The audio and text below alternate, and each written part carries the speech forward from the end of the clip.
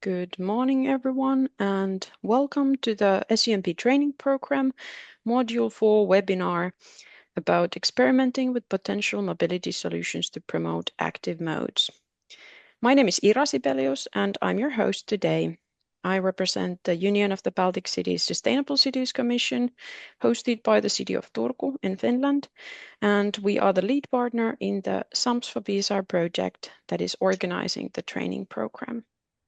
And the SUMPs for BSR project has got co-funding from the Interreg Baltic Sea Region program. In this project, we are supporting small and mid-sized cities to develop and apply sustainable urban mobility planning. And within the SUMP umbrella, we have been focusing on active mobility data collection, and monitoring and evaluation topics. And you can check our news and events on our official project website.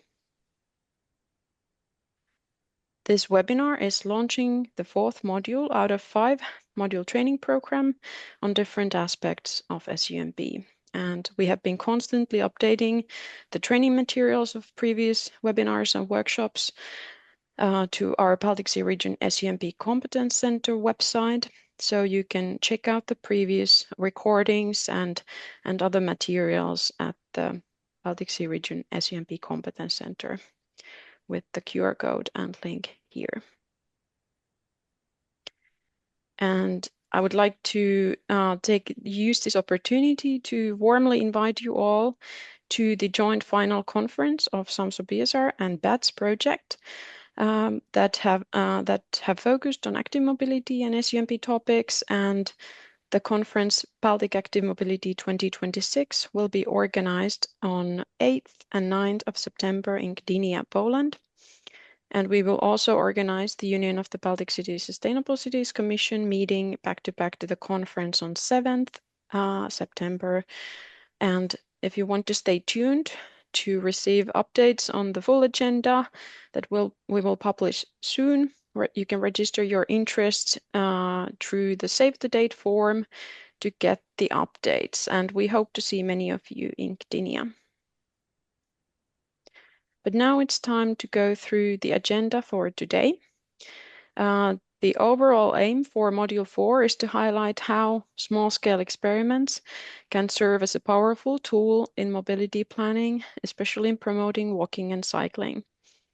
And we will begin soon with a presentation on why small-scale tactical actions matter and how they can be embedded in integrated strategic mobility policy by Christiaan Kwantes from Goudappel. And the program continues with concrete case-based insights, including experiences from Helsinki Summer Streets by Henna Kluge from City of Helsinki, and mobility meeting points in Aarhus, examples of how testing mobility ideas can support a shift from car use to active modes, presented by Gustav Friis from Aarhus Municipality, Denmark. And finally, you will also hear an introduction to a practical step-by-step guide for small-scale experimenting with active mobility measures that has been developed within the SUMPs for BSR project together with the partner cities. And this guide will walk you through different stages of pilot planning, implementation and evaluation, supported by practical examples. And this will be presented by my colleague and co-author Adham Maharramli. But before we begin with the agenda, please remember that this webinar is being recorded, and the recording will be transferred to the Baltic Sea Region SUMP Competence Center soon. And throughout the webinar, we encourage everyone to ask questions through the Q&A box. Otherwise, attendees are muted.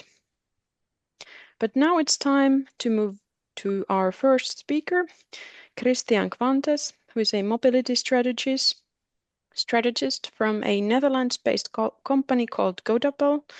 And Christiaan has over 20 years of experience, and he serves as a key expert in sustainable urban mobility planning and as a key training expert for the European Investment Bank's Jaspers program. So he has been giving trainings for many EU member states recently on the SUMP topic.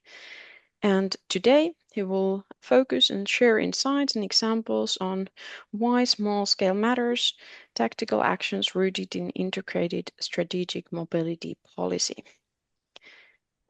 Over to you, Christiaan. Thank you very much for inviting me.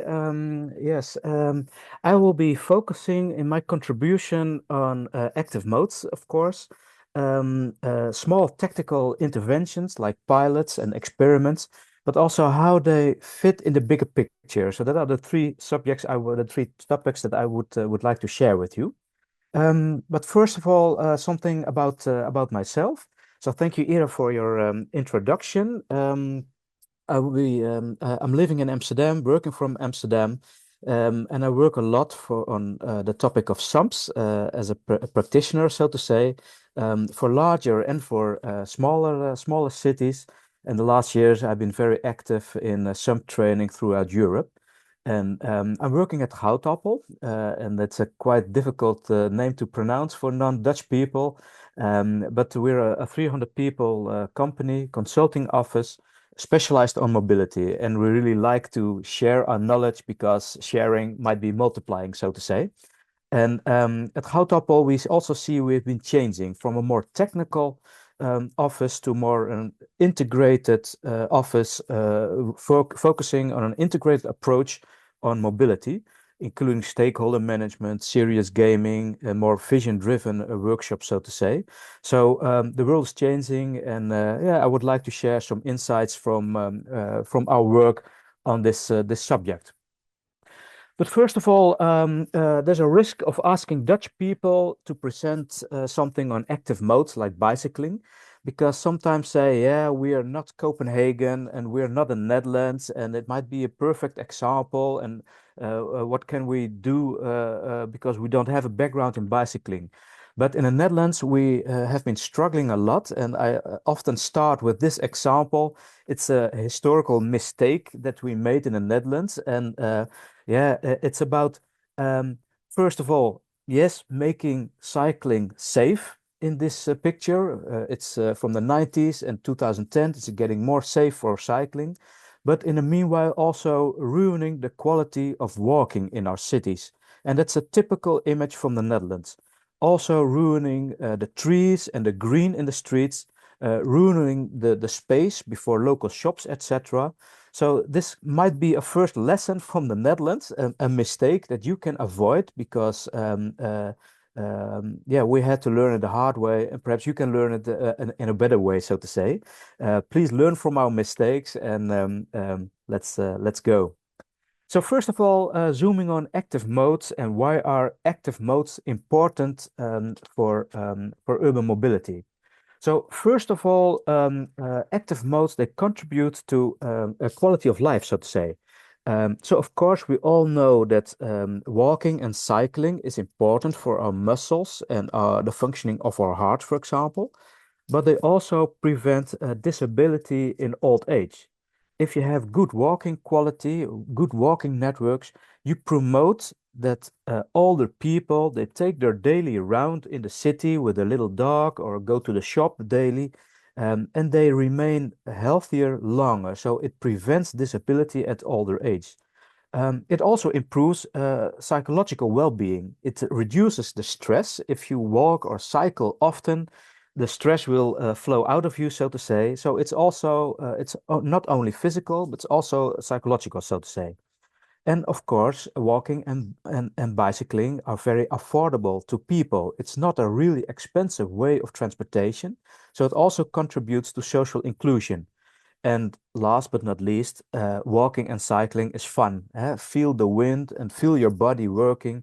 And so it really contributes to quality of life. And that's the first important advantage of walking and cycling. The second one is that active modes make cities accessible, so they contribute to accessibility. And this is an example of the combination of public transportation and cycling, for example. Um, so on one hand, you have the advantage of public transportation, which is fast and strong on longer distances, and you can combine it in your intermodal mobility, in your intermodal travels, by bicycling, which has the advantage of being very effective in penetrating the city on a fine mesh on a local level. So we have a sort of win-win. So when you look at cycling in the first and last mile, you can see you can also improve the quality of your public transportation. So in this sense, this is an example of how important active modes are to make cities accessible.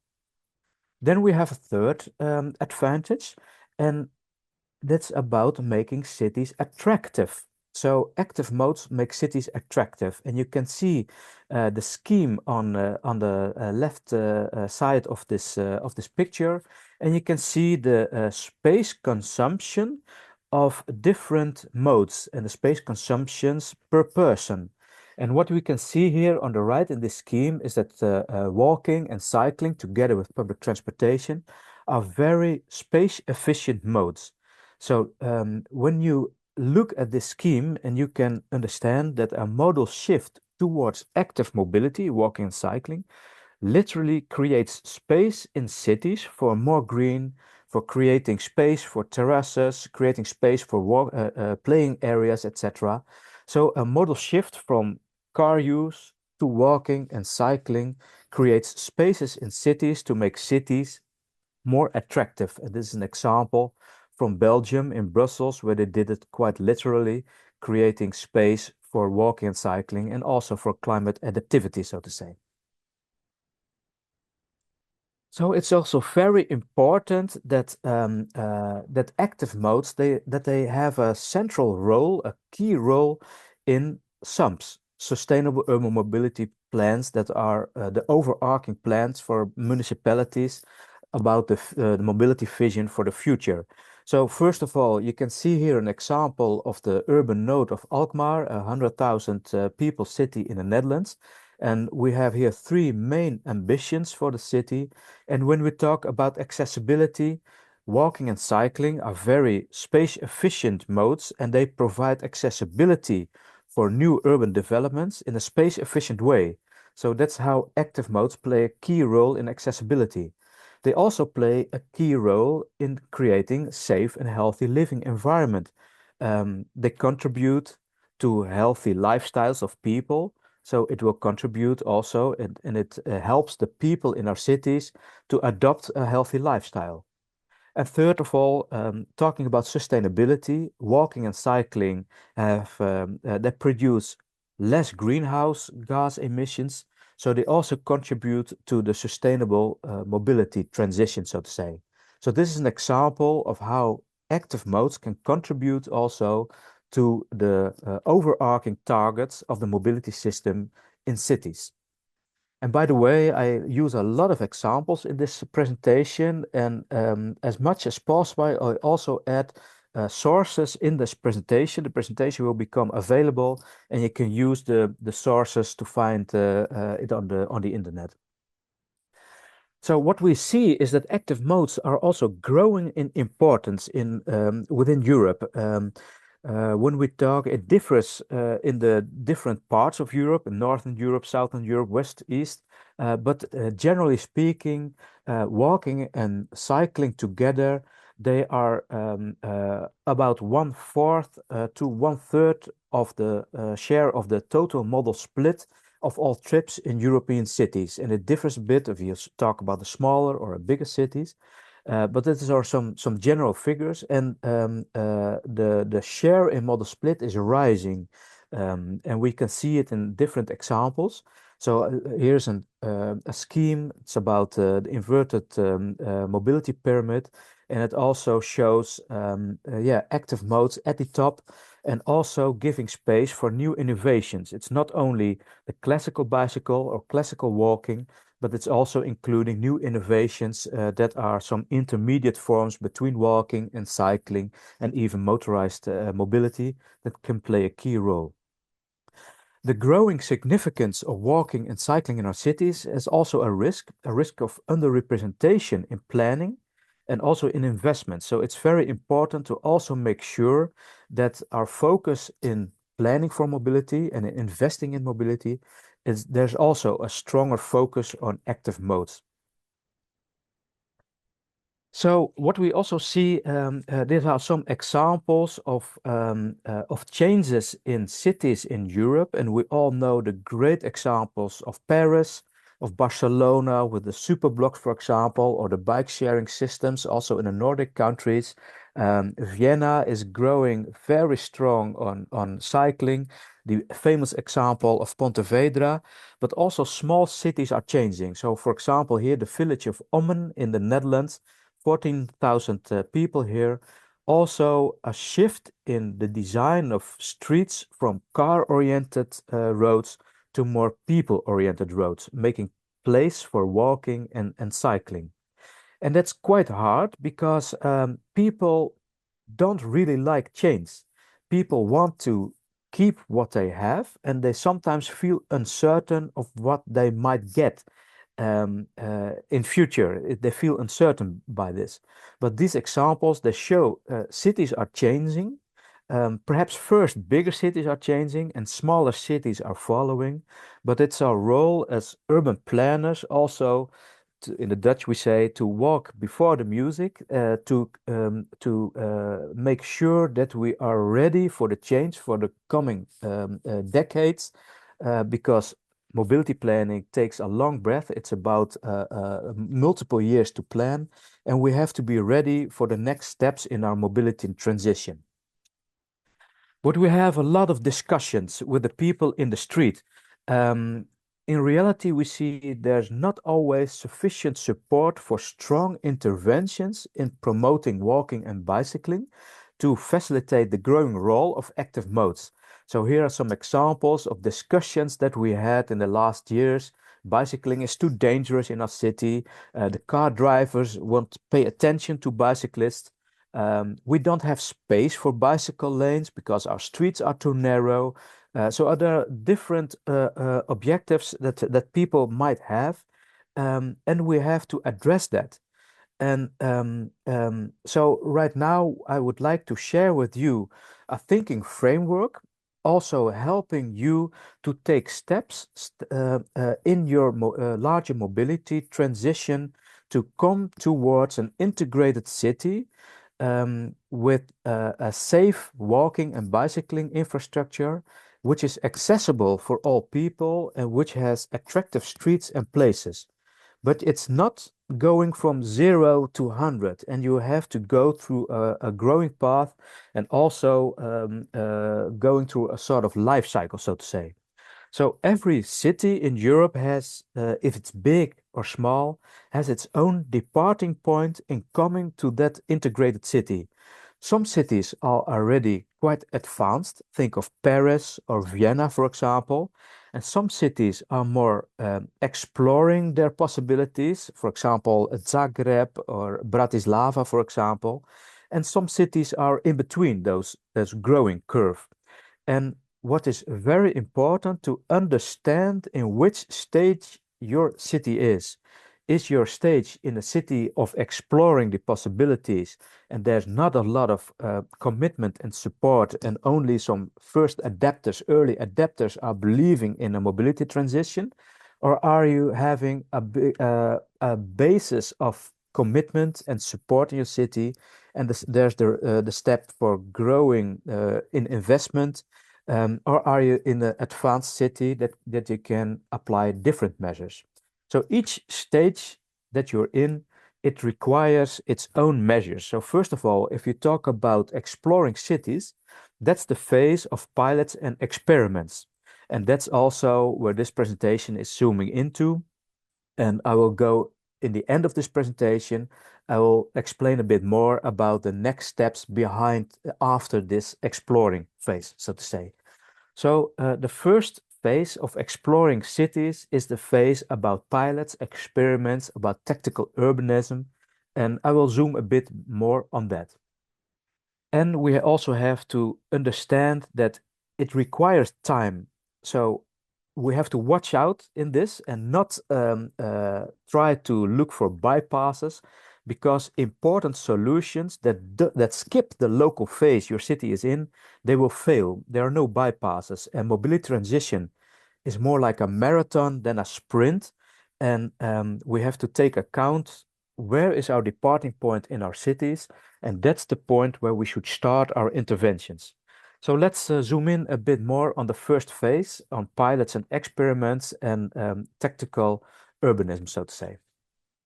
And here is still another example what we're meaning. So this is an example of Barcelona.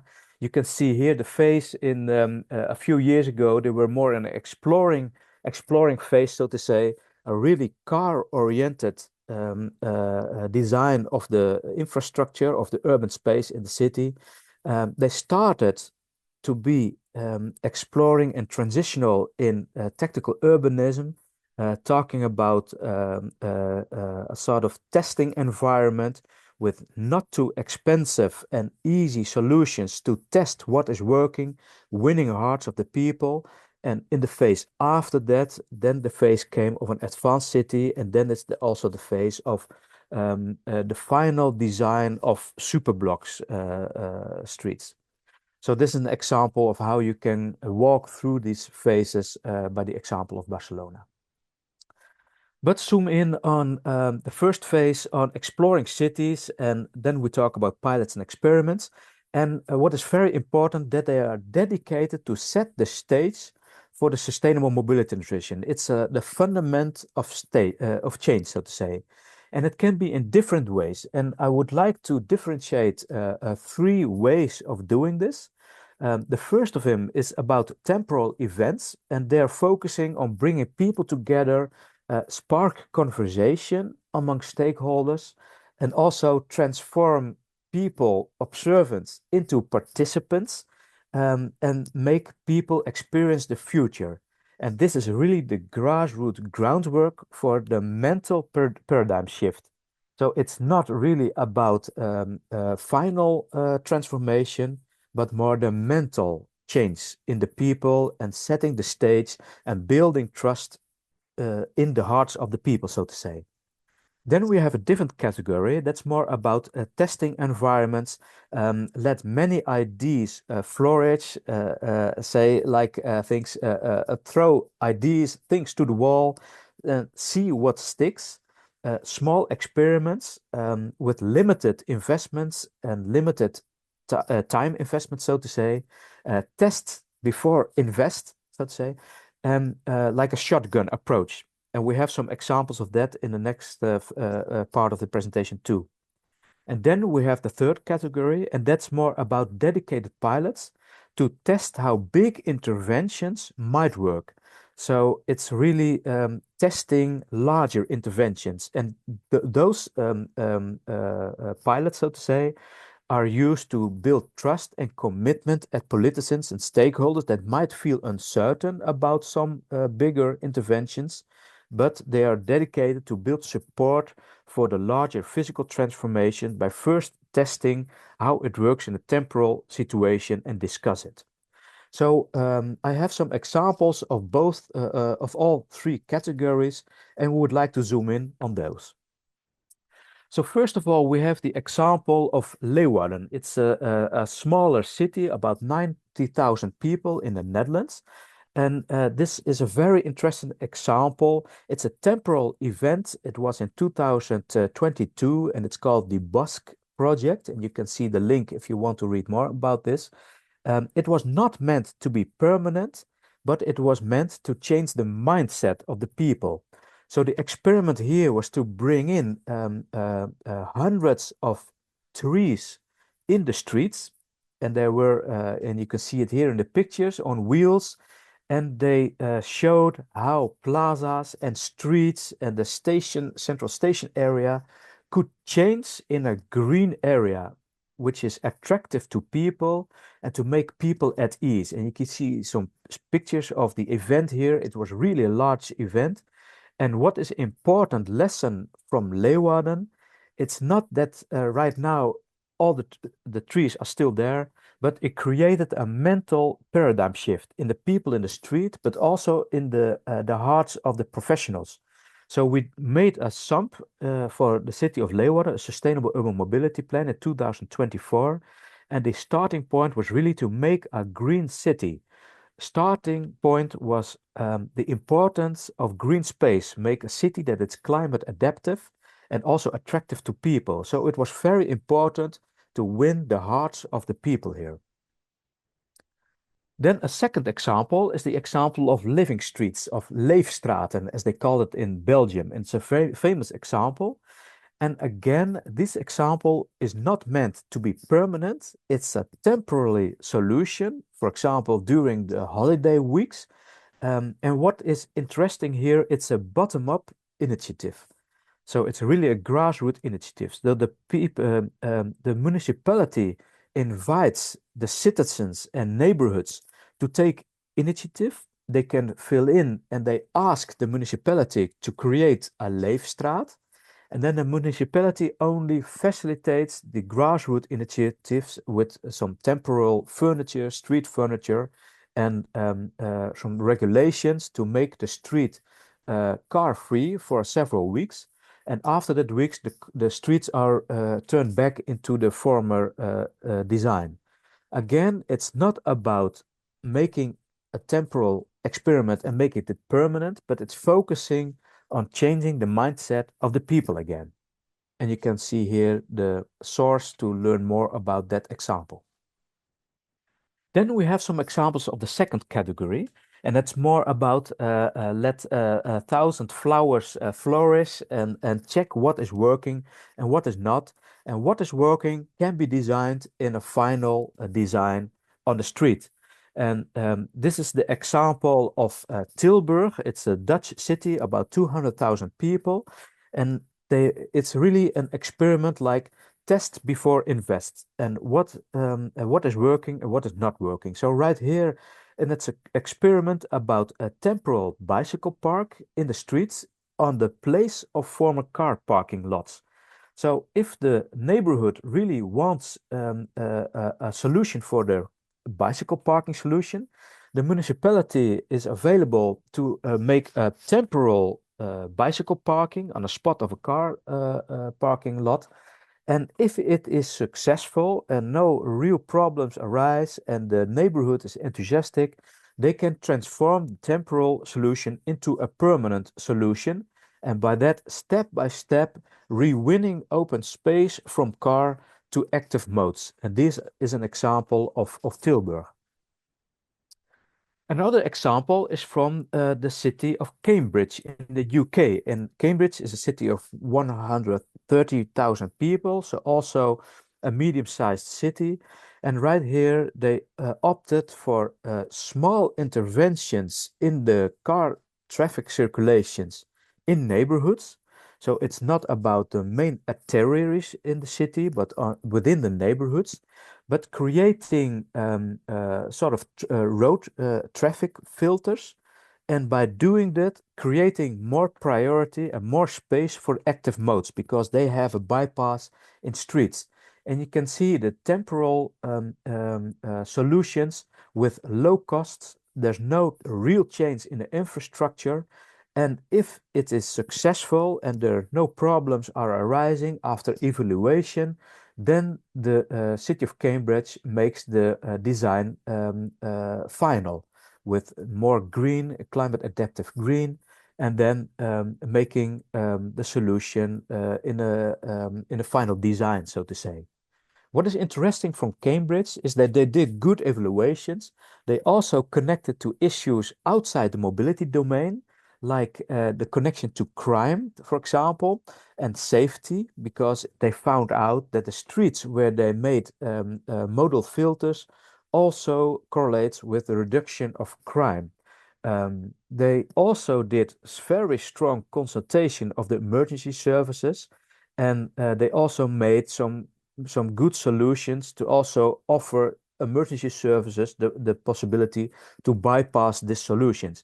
And in the end, the emergency services were really happy about this initiative because they were not obstructed by these solutions, but they were helped because there was less traffic in the neighborhoods, so that they could go faster to emergency locations. And these are some examples of solutions that they find helpful. Then we have the third category, and that's more about preparing the mindset of people for quite intrusive and heavy transformations of the city network, so to say, the mobility network in the city. So first testing and building commitment, and if commitment is found and evaluations turn out positive, then they turn over to make a heavy transformation of the infrastructure in the streets, and it's a bit more top-down. So the former examples were a bit more about grassroots initiatives, and these are more examples of top-down initiatives. So this is the example of pop-up cycle lanes in Berlin, quite a big city, of course, but it's quite an interesting example. So what are the lessons from this example from Berlin? So from 2016, there was a grassroots initiative from civil society. They made some campaigns to change the local bicycle law to create more space for active modes. In 2018, that lobby was successful, and the new law, the local law, was approved by the Berlin Parliament. And directly after that, some almost 50 pop-up bike lane projects were approved to make a sort of temporal design of those streets. And in 2021, there was an evaluation made, and they showed quite good effects that it really helped promoting active modes and the use of active modes in the cities. And here are some examples of solutions that they found out. And my former history was a traffic engineering. And I think in the top side, there are some examples in the Kantstrasse, for example, and downside, some examples from Charlottenburg and also an example from Frankfurt. They copied this initiative. And what is very important is if you do make pop-up bicycle lanes, make sure that if the speeds of the cars are higher than 30 kilometers per hour, make sure you have a physical separation between the active modes and the motorized traffic. So the examples of the pictures below. And if the speeds are 30 kilometers an hour or lower, then you can mix it a bit more up, but better make a physical separation between the transport, the motorized transport and the bicycles. So this is an interesting example of Berlin, a combination of grassroots initiatives, but also political will, and also the power of the administrative civil servants, the competence also to realize the pop-up bike lanes. This is also an interesting example from the Amsterdam, my home city, so to say. And what was interesting here, they had an ambition, a policy ambition to create a new bicycle ring in the inner city. But it was quite controversial, even in Amsterdam, because it's quite intrusive also, changing the street design into bicycle streets. So what they did is to make a pilot project to test how it will working and also make very good evaluations with inquiries with the road users in a neighborhood, for example, to test what is the support for this solution, and also to build support and to build commitment by politicians by showing the evaluations. And they were quite successful in this. So in 2016 was the pilot in the Sarfati street, including monitoring. And they turned out that this solution resulted in 1/4 more cyclists, also a reduction of car traffic, lower speeds of the car traffic. There were still challenges, for example, for the emergency accessibility. But the evaluations turned out, so they had some proof that it worked. And after that, they started the transformation of the city ring. That was in 2023. And right now it is realized. So here you can see some pictures low left, the situation before, with lots of concrete, a design that's dedicated for car traffic and quite dangerous for bicycles. And right now it looks like this, more space for bicyclists, more space for climate adaptive green, and the car will behave more as a guest in this situation, and it's working really good. And right now, it's even so successful that the municipality is starting to plan a second ring. You can see it in the red picture, top right, and they're preparing a new ring, second ring for bicycle streets. So it's a very interesting example of a pilot. It's testing a larger investment and gaining proof, and after that, realizing the final transformation, which was quite intrusive, so to say. And this is a final example of Tilburg, also in the Netherlands again. It was the redesign of a car traffic arterial in the inner city heart. And so it's not about small streets within the neighborhood, but quite a strong street in the city. And you can see here the before situation, the situation in the pilot period, and the permanent design afterwards. And again, it was about an existing ambition of the city, but first winning hearts at the people in the streets and collecting proof that it will work. So that was the pilot period. And the important lesson from Tilburg is that it will take some time. You need a pilot that will take some 3 or 4 months, because what was happening the first 2 weeks, it was chaos, chaos in the street, disrupted situations. People were in shock. Twitter was exploding on the local discussions. For example, the mayor was asked not to check his Twitter account for a few weeks because it was immense what was going on. After 2 weeks, people are trying to find new solutions. People get adapted to the new solutions. A new logic will rise also in the pilot period, but it will take some 6 to 12 weeks before the situations gets stabilized, and then in about 3 months, then a new normal will arise. People are accepting the new situation, and also the silent majority is raising their voice and showing up that they're satisfied with the new situation. And after that situation, then you can evaluate the effects in a proper way. And then, if the evaluation is positive, you can go to permanent reconstruction. And in Tilburg, it resulted in more space for walking and cycling. But the main lesson from Tilburg is don't stop too soon. In Amsterdam, they had also a pilot of closing down a street, having a model filter in the street. But the pilot was less than 3 months. It was in the summer holidays, and they stopped it quite before the new normal was rising, and it was not successful. And we never know, of course, but if they had a longer pilot from 3 or 4 months, then it might turn out different afterwards. So this is the important lesson from Tilburg. So back to the end, so to say, we discussed a bit about pilots and experiments and how they fit in the phase of exploring cities.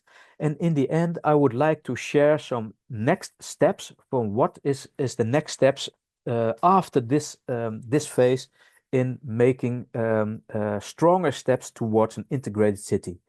And the next level is not only creating pilots and experiments and building up commitment for active modes, but really building new networks and creating alternatives for the car use.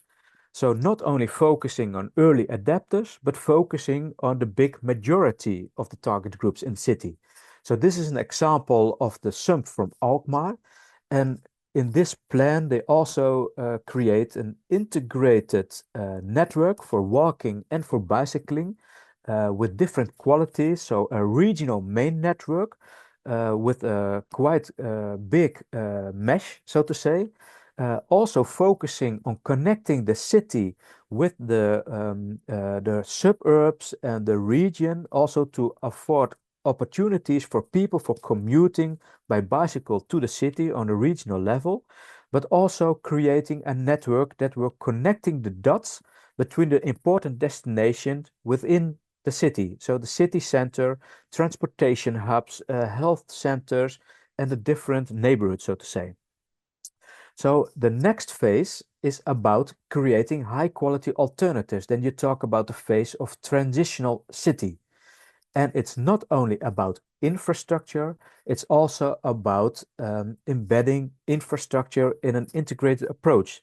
So talk about intermodal solutions, making bicycle parking, focusing on the first and last mile and the role of active mobility in this. It's also about routing, it's about education, it's about publicity campaigns, it's about bicycle parking around new urban developments, etc.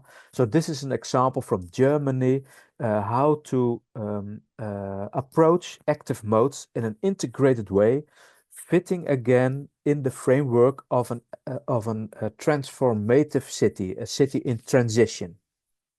And the next level, so going back to this scheme, the next level is the level of advanced city. So when you have reached the level of transitional cities and you are providing active modes as being a high quality alternative, then you can also make a next step that is balancing travel behaviors.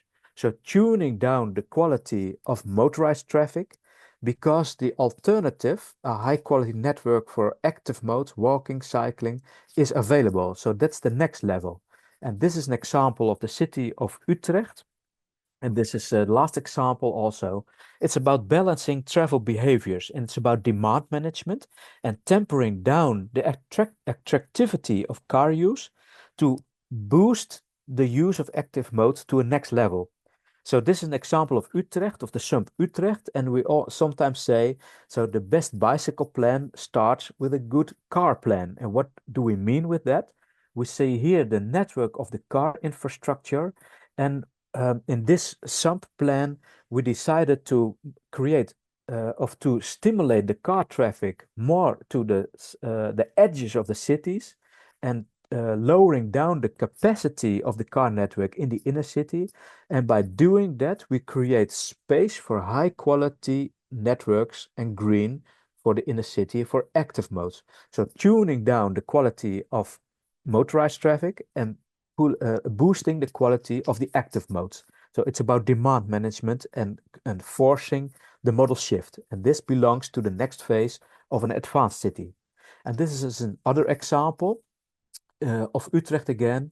In the spirit of the SUMP, they decided to recreate and transform a four-lane car arterial into a city boulevard that is designed for walking, for bicycling, and for a one-lane car traffic.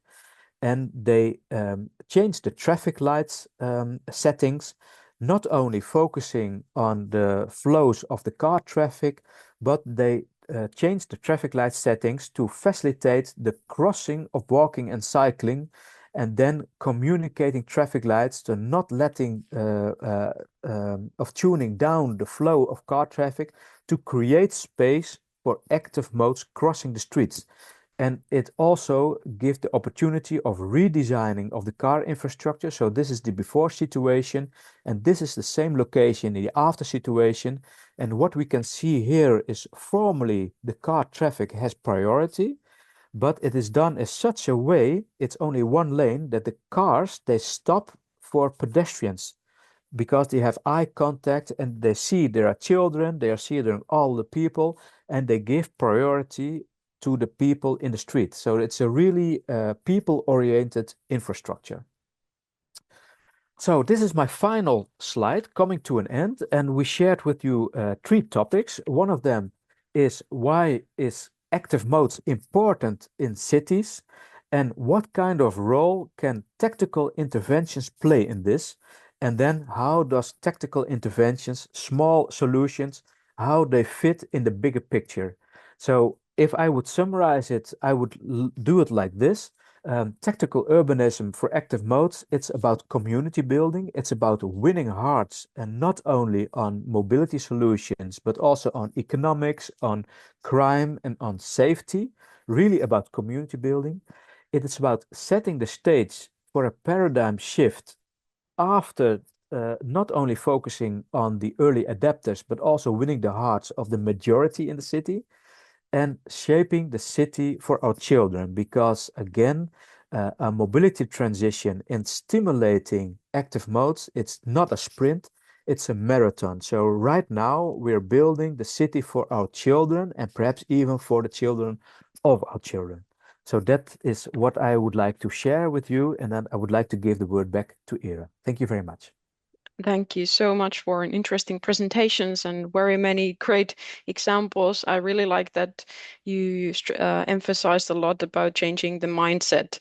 Like that is core in the mobility transition. And I think that this gave me thoughts, and I hope that this gave some thoughts for our participants in like mapping out where you are at in the mobility transition in your city, and maybe some kind of background information for like road mapping, like your steps to progress towards your aims.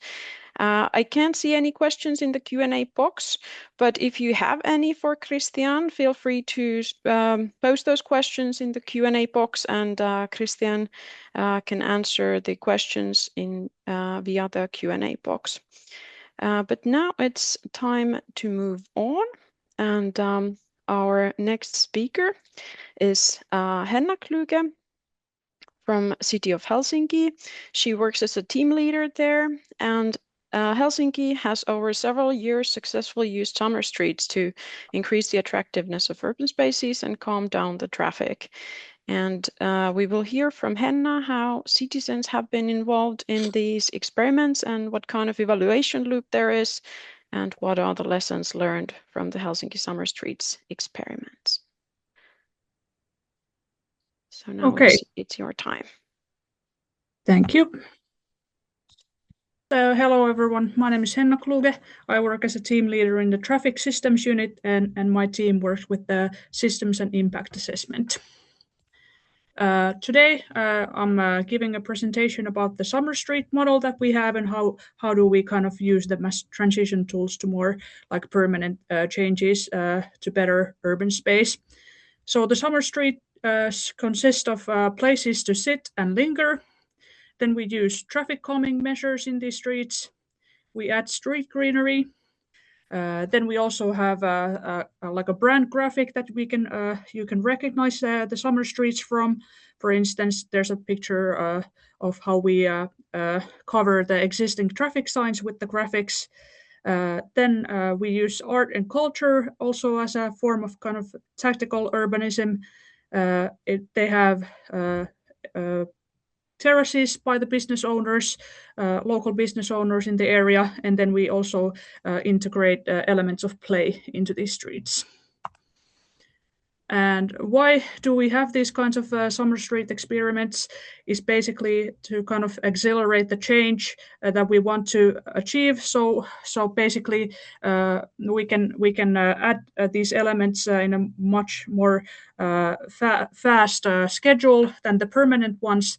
And also, even though the change it might be quicker, then also by using these temporary measures, we can actually increase the trust between the stakeholders to kind of open up this dialogue with them about the change. Then also one important fact that we collect a lot of data from these summer streets, and thus we kind of learn what works and what doesn't. And it sometimes also it is as valuable to learn what doesn't work. Also, they improve increasing social justice and civic engagement in cities. So we are able to basically even take very concrete ideas from individuals who live in the area and actually realize them, which we are not always able to do in permanent solutions. And also they create more spaces for people to socialize and also form these more like unofficial social contacts in cities. And then also they help with the transition process to sustainable urban mobility. Of course, the temporary measures is kind of like a not too much of an effect, but still they can kind of help us when they are scaling up to kind of reach our sustainable urban mobility goals. The most important objective for making these streets is basically improving the attractiveness of urban space. Then we want people to spend more time in urban space and walk there. Then they support the vitality of the city. And then, as mentioned, we are kind of participating the local residents, businesses, and people using the urban space in the planning process. And then they help reach our climate goals, support the parking policy, and then we also want to ensure good accessibility near the summer streets. And then the final objective is that the benefits kind of outweigh the resources invested in the summer streets. Here's an example of the summer street model that we use. So basically, to simplify, we always evaluate whether we will realize a permanent change on a street where these temporary measures have been, and the politicians have decided on this principle. So we started back in 2021. There was in Kasarmitorin in southern Helsinki, there was this 500-seat summer terrace with two kind of these Wonerv style summer streets.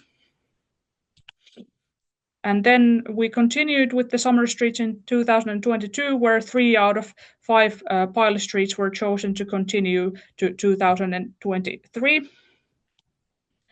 And in 23, we also participated a citizen board, and they also created these kind of AI prompted images in the workshops, which also gave us very concrete ideas on what the people wanted to see in the street space. For instance, they really wanted a grass where to sit on. Then also they wanted local services to be more present, and also then kind of art and culture elements in this square that is in front of the Design Museum of Helsinki.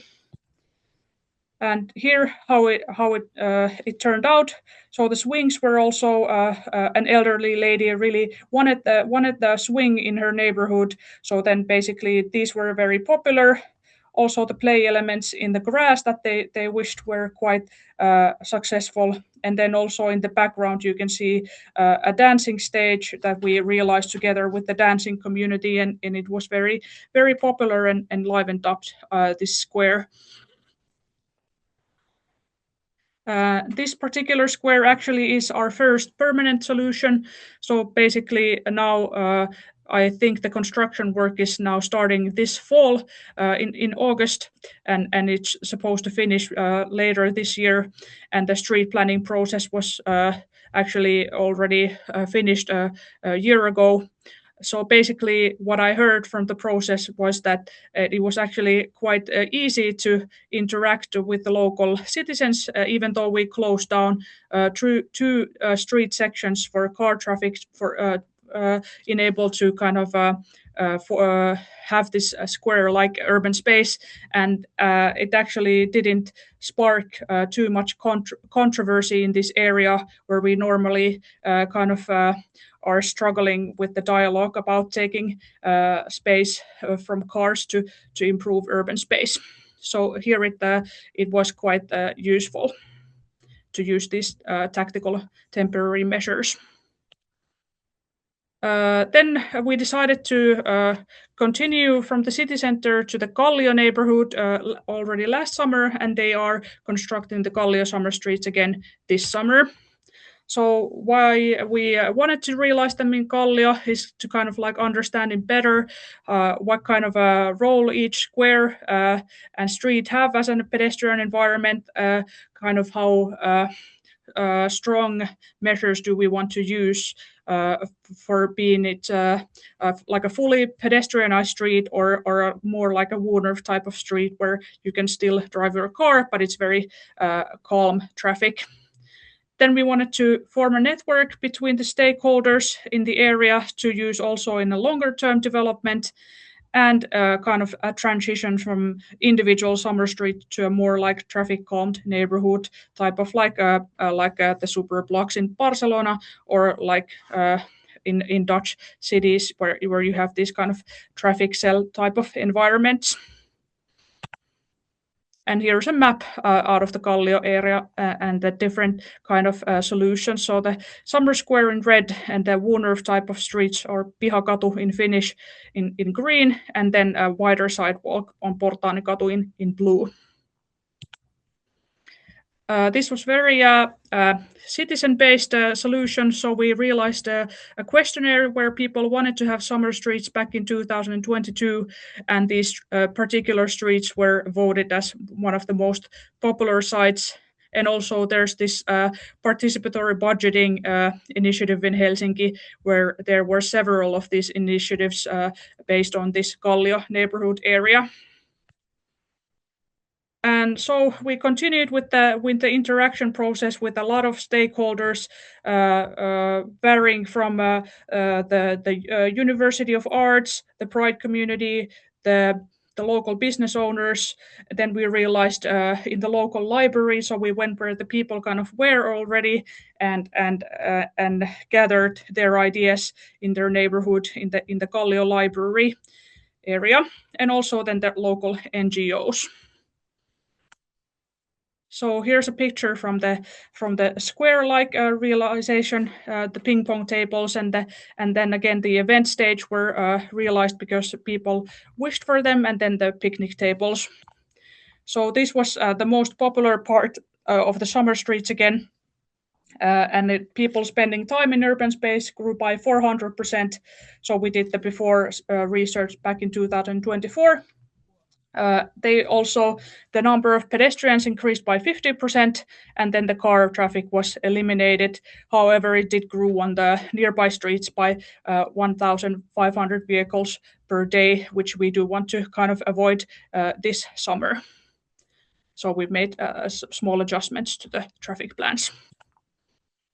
Then there was a smaller square also in Frantsen in Aukio. So there are these hammocks that they wanted, so they were quite popular.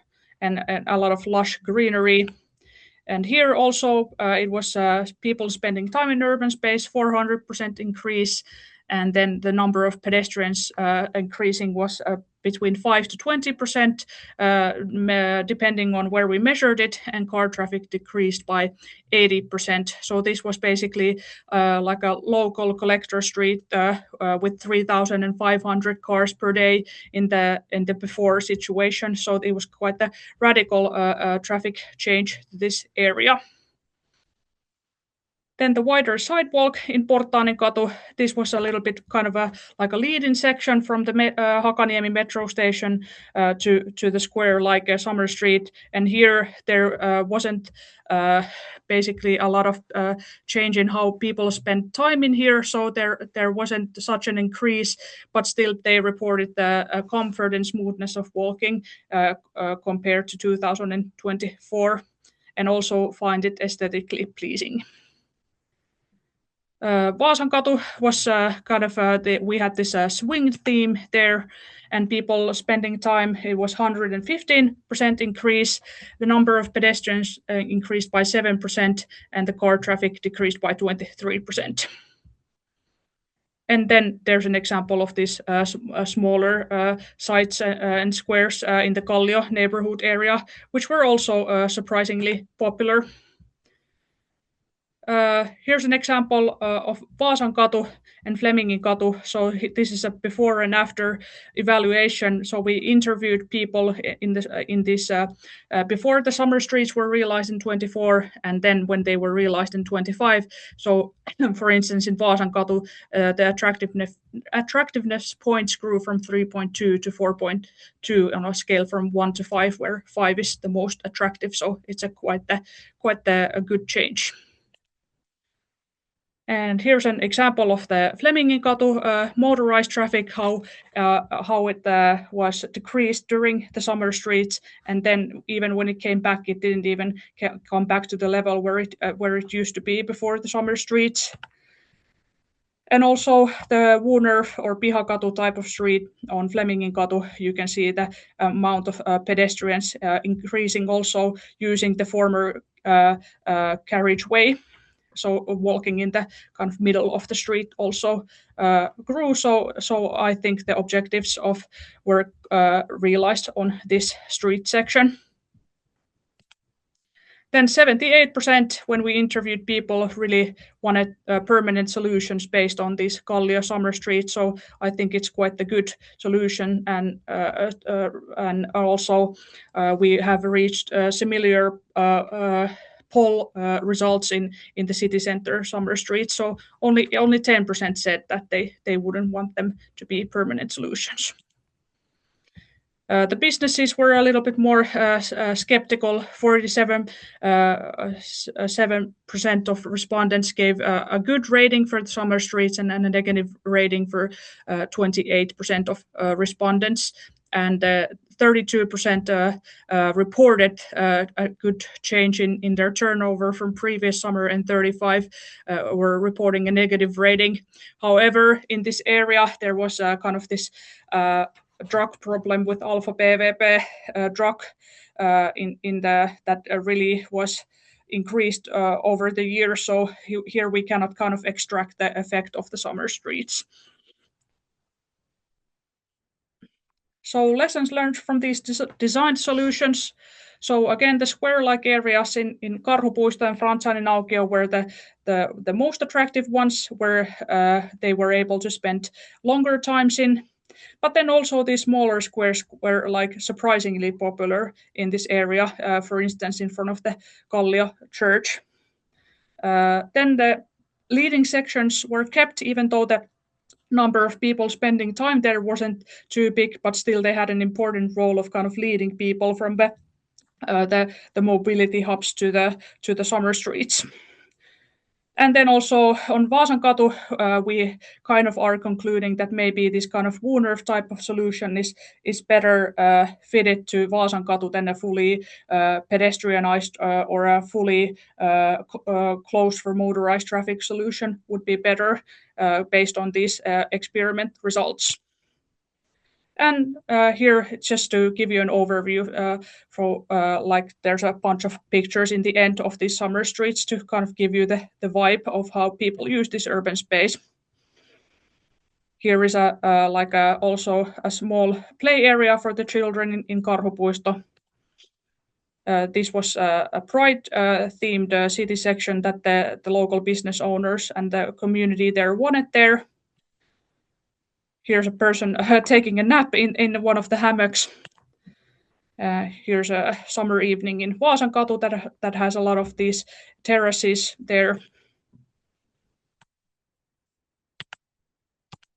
And here is finally, we realized a cultural event together with the University of Arts in Helsinki, where they played several gigs that were very popular in these summer streets and made people kind of take the space as their own in this area. So thank you. You can contact me or my colleague Valtteri Karttunen for more information about these summer streets, and here is our website also. Thank you. Thank you so much, Henna, for a very interesting presentation, and emphasizing also the importance of data collection, because in order you to know the change, you need the data. You need to show the impact, and then it can be a longer term implementation and also lead to permanent solutions. So thank you for emphasizing that and bringing up some really good transferable solutions for others. It's a good time. I remind once again that you can ask questions through the Q&A box, but in the meanwhile, we will continue to our next speaker. And we have Gustav Friis, project manager from Aarhus Municipality, presenting us experiences from mobility meeting points, testing mobility ideas to encourage a shift from cars to active modes. And there are some examples from projects, active cities and cities multimodal projects. So you're over to you, Gustav. Yes, thank you very much. Yeah, I will just go very quickly through a few examples from the city of Aarhus. And the city of Aarhus is the second largest city in Denmark. We have 370,000 inhabitants, so we are quite a big municipality and not as dense as many other cities or municipalities in Europe. So we have a lot of different challenges in regards to being also a rural municipality. But today I just wanted to talk about mobility points. It's the main title, but it covers a little bit more, and we will dive into it. So I'm just here. That. So basically, the city of Aarhus and the majority in the city council adopted a new sustainable urban mobility plan in 2025.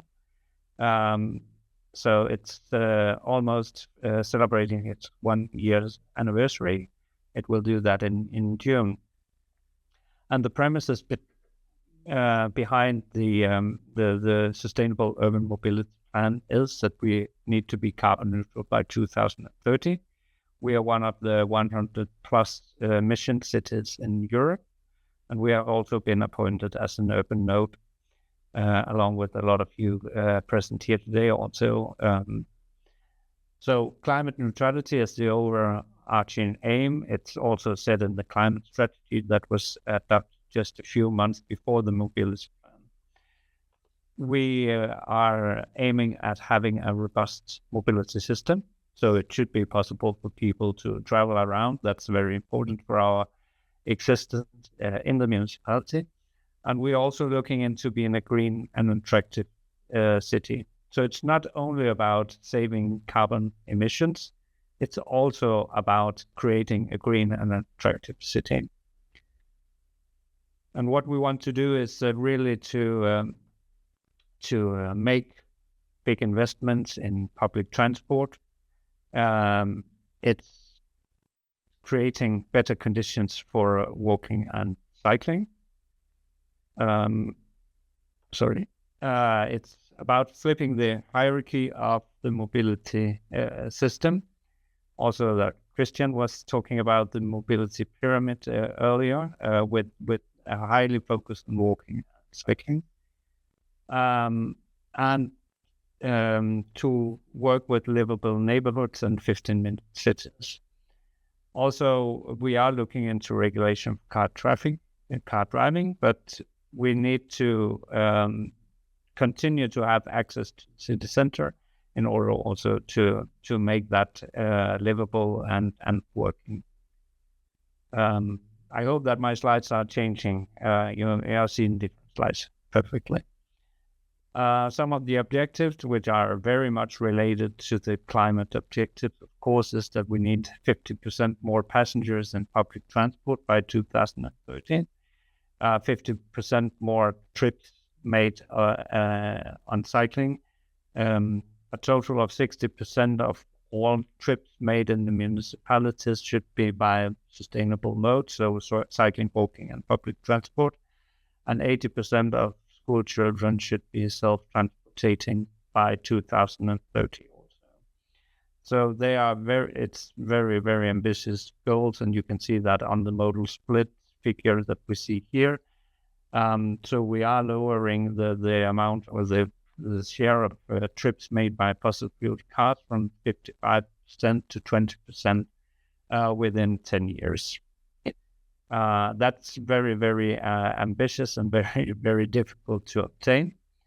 And of course, we need to reconsider a lot of times how we actually will go there. And so the plan set out 53 different measures we should accomplish to go in this direction. But also the majority of the city council, the parties behind the plan, has agreed on meeting every year to discuss the context or the content of the plan and to discuss the measures also. So it's really an iterative process also, where measures can be substituted with other measures as the plan is coming along. And to drive this in this iterative process, we really need to create something, and piloting and making small scale projects is a really good driver in order to see that there is progress, that we're testing something that can make this wheel go running, so that by the end of 2030, we hopefully are closer to be carbon neutral. And I just brought 3 examples that I wanted to present to you today for a small-scale intervention in the urban realm. Just to highlight something, and you're very welcome also to contact me afterwards if you are interested in more knowledge about the project and the examples, but also in other things that we are doing in the city of Aarhus. You saw on the front cover, we had already a project which was redesigning the ends of streets to make them more narrow and make better possibilities for pedestrians, also with accessibility issues, and children to cross these streets, and we call them dog's ears because they kind of resembles the ears of a dog seen from above.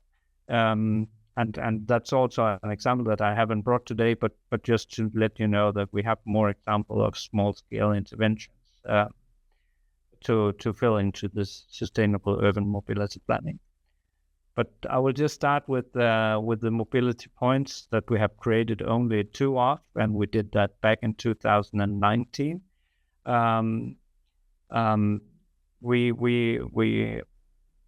I have to say we removed 1.5 parking spots to make room for bicycle parking. We had a good discussion with the specific neighborhood, and they said we cannot place our cargo bikes anywhere.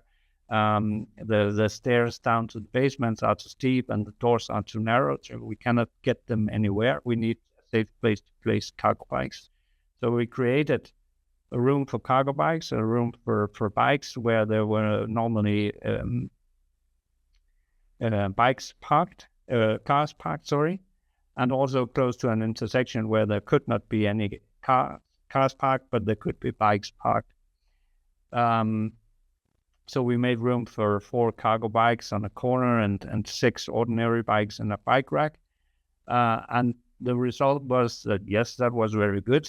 People liked that they could now place the cargo bikes there. But what we really saw was that bikes that normally were parked just near to the wall of the dwellings along the streets were moved away from the pedestrian areas, away from the pathway, which was very, very convenient. So by replacing the bikes, we also got more accessibility for pedestrians. It was a very simple move, and it's very upscalable. It was part of the city's multimodal project that Ira was also mentioning earlier. And you can go and read about our experiences there, and I will get to that a little bit later. The second example is a cycling playground, so a place where children can come and practice biking.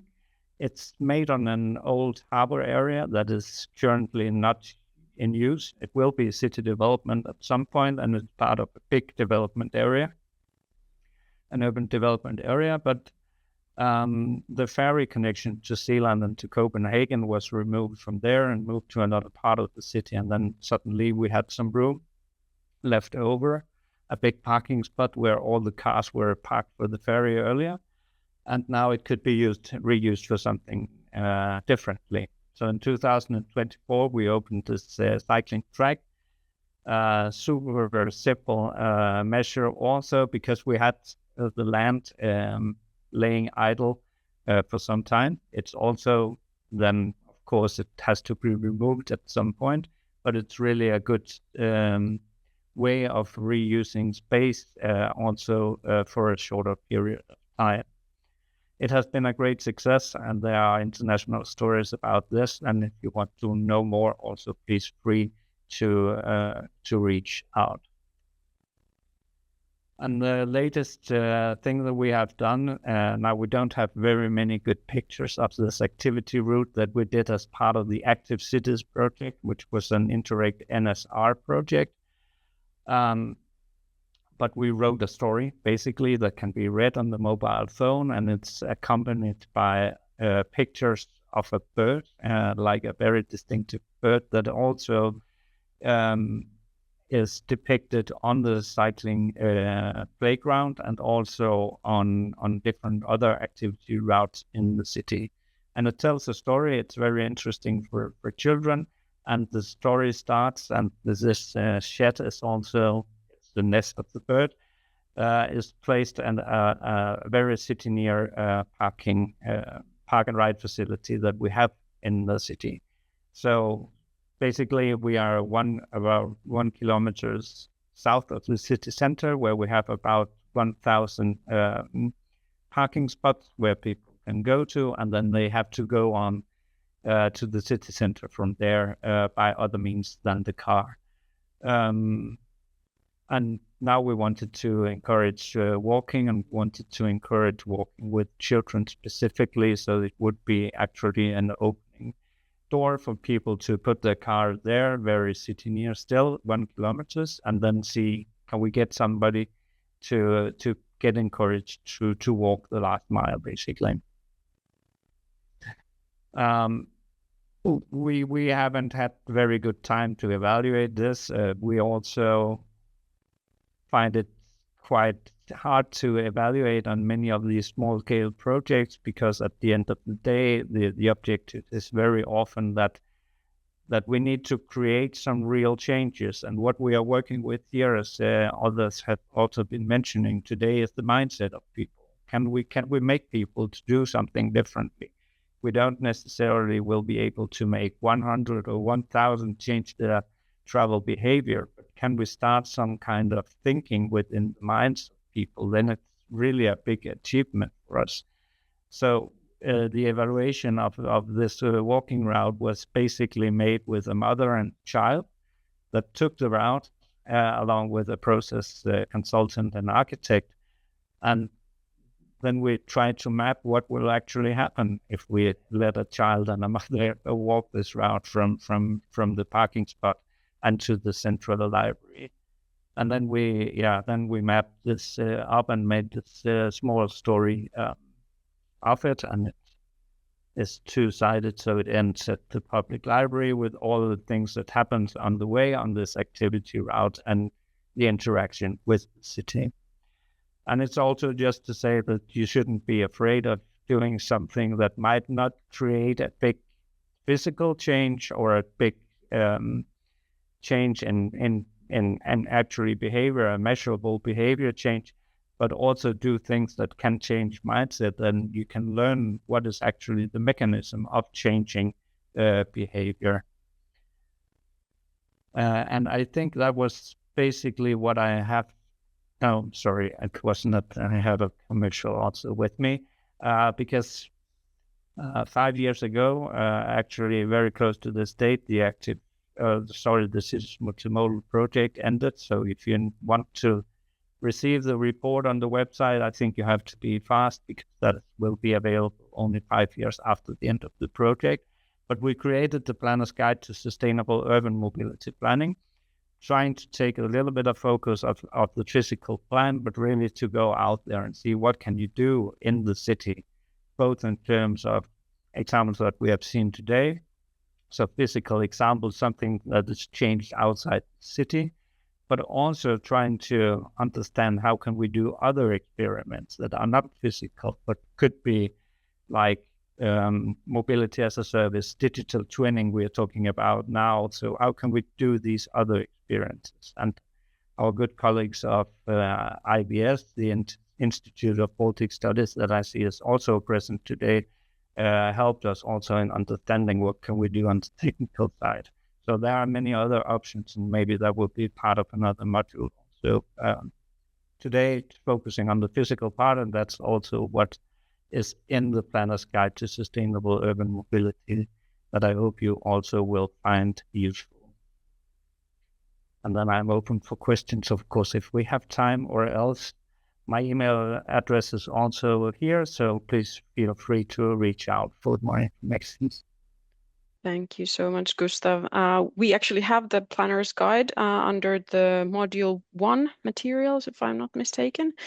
And thank you so much for a good presentation. I especially love the idea about the cycling playground to take into good use, meaningful use, some vacant space that will be developed in the future, but in the meanwhile can serve as something nice for kids and families, but as well also keeping our feet on the ground, that it's good to start and test things even though you were a bit uncertain, like will it make a big impact. So thank you for those words, and I can't see any questions, but you're free to ask questions until the end or then otherwise contact Gustav afterwards. And now it is time to introduce our practical guide we have developed within the SUMPs PSR project in co-creation with our partner cities based on their real-life small-scale experiments. And my colleague and co-author of the guide, Adham Maharramli, will introduce this step-by-step guidance that supports you in the experimenting all the way from idea to evaluation. Hello, everyone. Thanks for being here today. It was really nice. It has been such a nice presentation by everyone. I would say that there has been so many inspiring examples, and we have been testing some of them or some similar examples in our project as well. And during the testing of these small-scale measures, we have been developing the model to help the cities to go through that process systematically from the beginning, from the planning, to take everything into account. And we have produced the model to help you to go systematically from the very beginning to the very end. So why experimenting with active mobility measures? You already know, Christiaan told you that, and also Henna and Gustav has been showing wonderful experiments, and you see the deep changes that can those small experiments eventually bring into your cities. But we would like to focus on few main things that we were thinking while developing the model. So testing the solutions will help you to get the feeling of what it's gonna be in your city beforehand with the smaller investments, so you won't be diving into the changes straight away, but you will build gradually, and then you could also respond faster to any emerging mobility challenges if there are any. Also, while testing, we have realized that this is very important step in building the public acceptance, like Christiaan has been telling, and also Henna, that it's good that something is visible, the changes are visible, and then it builds the support first in the public and then also in among the political circles.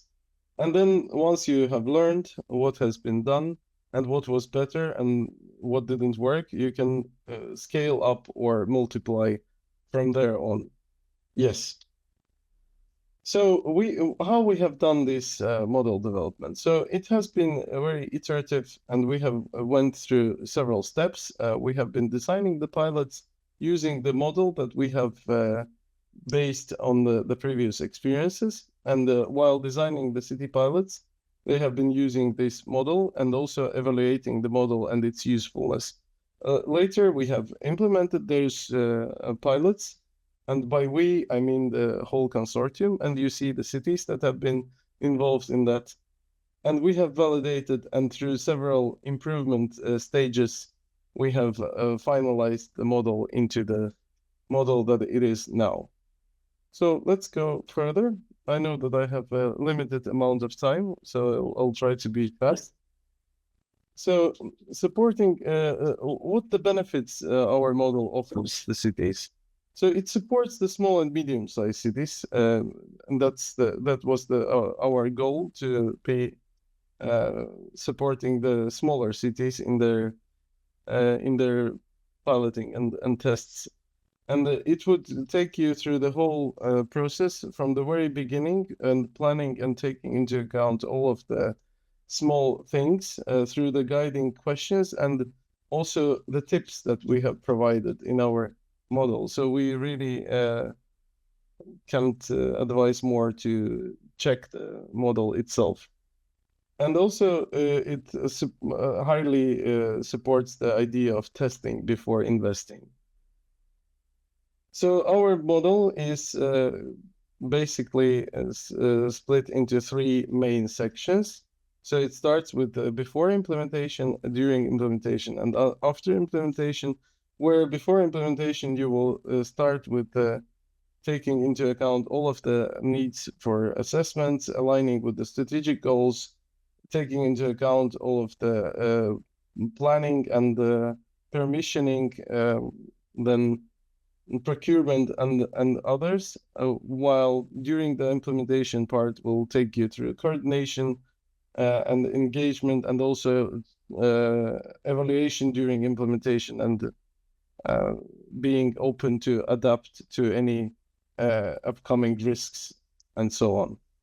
And the evaluation or after implementation is one of the most important parts, where you will evaluate all of the data you have collected and try to convince the politicians to continue or replicate and communicate about the results in a targeted way. And we will go through a few of the examples from these sections.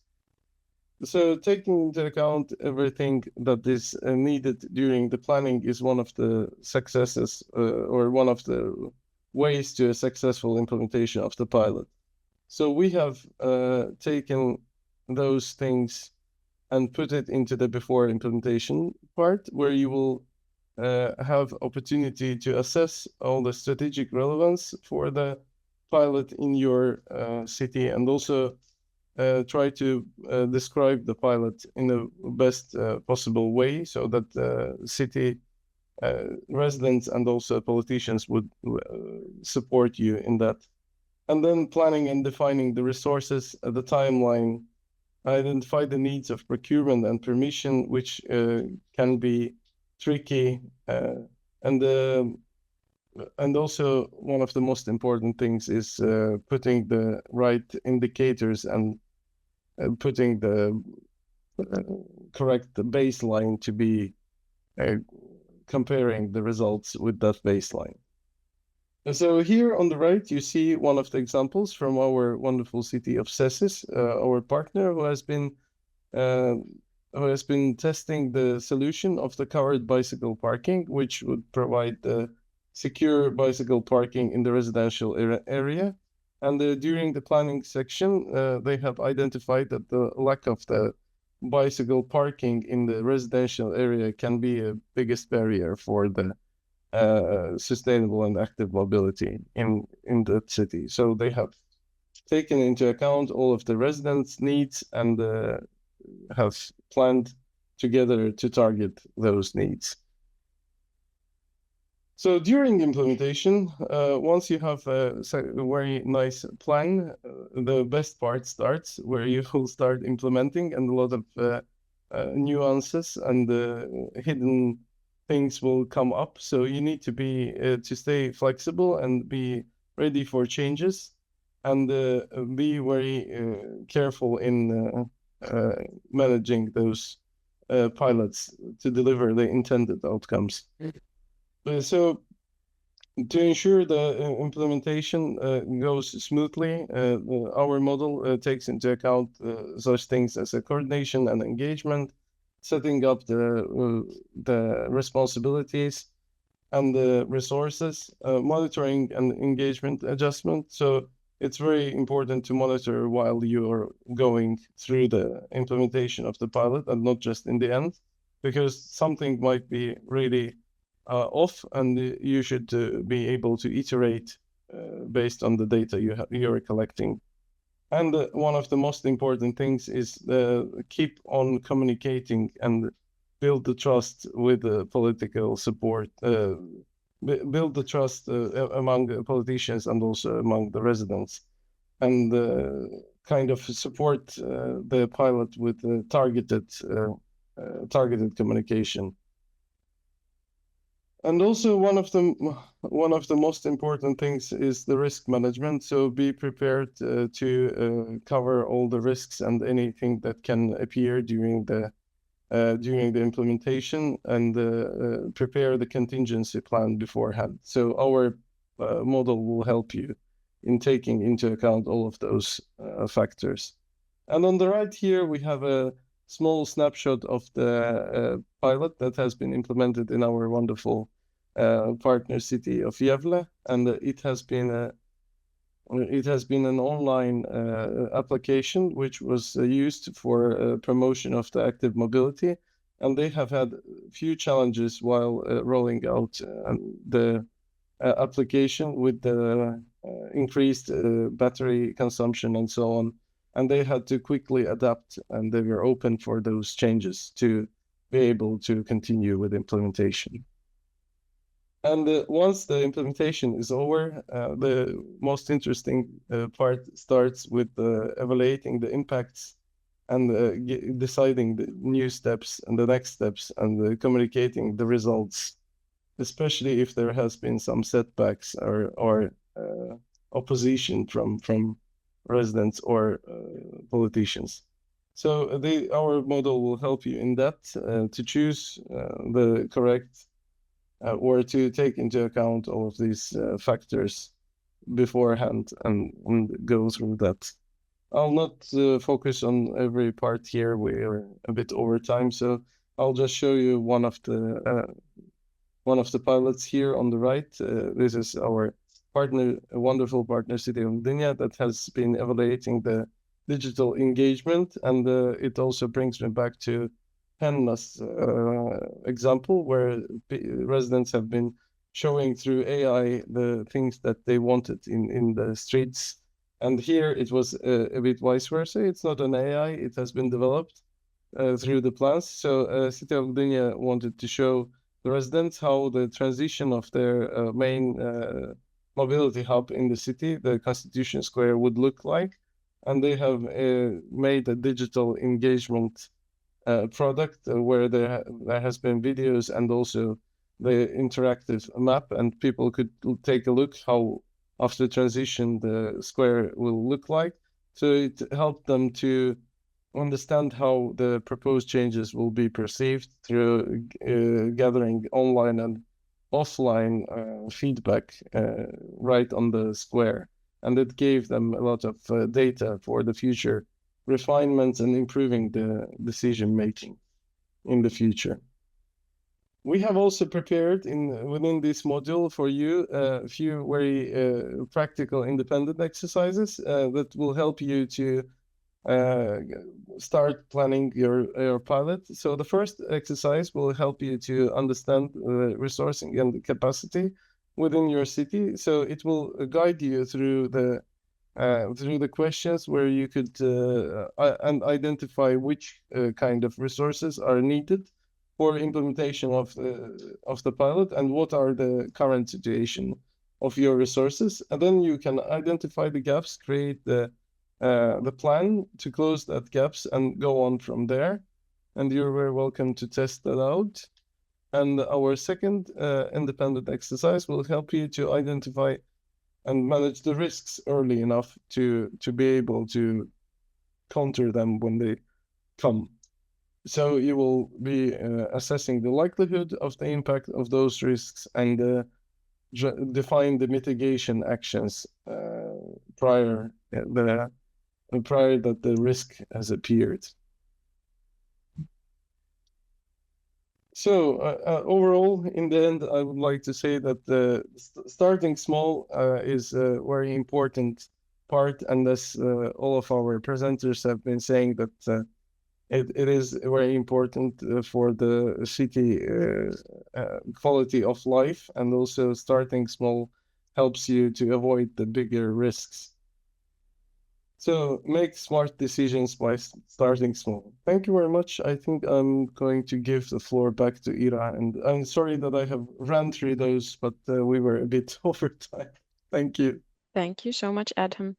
Just a quick reminder before we close the webinar about our upcoming events. So we will have next week the workshop. So if you're interested in hearing more examples, more practical examples from cities on small-scale experiments, we will have Groningen, Panjivesis, Turku and Greifswald presenting in the workshop, as well as we will work on really hands-on work with 3 different active mobility challenges during the workshop. So you can register still today to the workshop next week. And then we will have one more module in May about engaging stakeholders in planning mobility measures and in the SUMP process. So all the training materials and everything can be found, as well as the registration at the Baltic Sea Region SUMP Competence Center. And if we move on, I'd like to quickly remind you about the final conference. If you want to stay tuned about the conference agenda and updates, you can register your interest through the Save the Date form. And I hope to see many of you in Gdynia in September. And finally, we come to the part where it's my time to thank everyone. I would like to warmly thank our speakers, Christiaan, Henna, and Gustav, for very interesting presentations. I hope it gave ideas and thoughts for our attendees. So thank you very much. Thank you for our participants, and see you next week in the workshop or in May in our upcoming 5th module events. Thank you for joining, and have a good day.